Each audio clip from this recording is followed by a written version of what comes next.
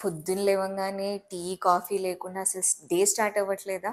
అయితే మీరొక 100 కంటే ఎక్కువ రోగాల్ని పిలిచినట్టే. అంటే ఇన్వైట్ చేసినట్టే. చూడండి ఏమవుతుంది అంటే ఎంప్టీ స్టమక్‌లో మీరలా వేడి వేడి టీ, కాఫీ తాగినప్పుడే బావుంటుంది గానీ, ఖచ్చితంగా దాని ఎఫెక్ట్ మీ గట్ హెల్త్ పైన, అంటే మీ జనరల్ డైజెషన్ పైన అయితే ఖచ్చితంగా పడుతుంది.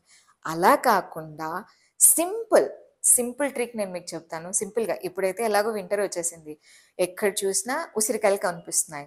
So, instead of taking tea, coffee మీరేం చేస్తారంటే ఈవెన్ చాలా మందికి లెమన్ జ్యూస్ కూడా తాగే అలవాటుంటుంది.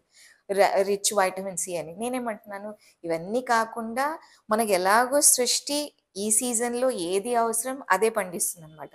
సో, ఖచ్చితంగా సింపుల్‌గా ఉసిరికాయ తీసుకొని దాన్ని జ్యూస్‌లాగా చేసి, దాన్ని ఒకవేళ కాన్సంట్రేటెడ్ అన్నా తీసుకోవచ్చు, లేకపోతే హాయిగా డైల్యూట్ చేసేసి తీసుకోవచ్చు.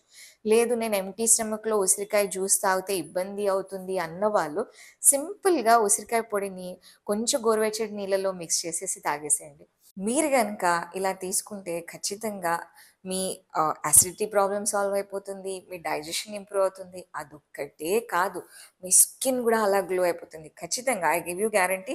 1 మంత్ తర్వాత చూడండి మీ ఫ్రెండ్స్, మీ కొలీగ్స్ అంటారు, "అబ్బా! ఏంటో సంతూర్ మామ్, సంతూర్ డాడ్ లాగా అయిపోయావు. అంత అందంగా తయారయ్యావు."